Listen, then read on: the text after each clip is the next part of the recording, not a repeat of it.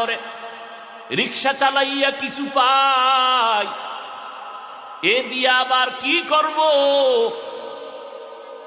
বড় লোকের সন্তানেরা সুন্দর জামা কাপড় পরে নাচানাচি করে, রাস্তায় ঘুরে। বাচ্চারা তো বুঝে না, ওরাও বাবার একা, আব্বু আমাদের নতুন নতুন জামা দাও। বাবায় কান্না করে, একা একা। আল্লাহ এমন গরিব বানাইছু, সন্তানের সামনে চোখের পানি ধরে রাখতে পারি না।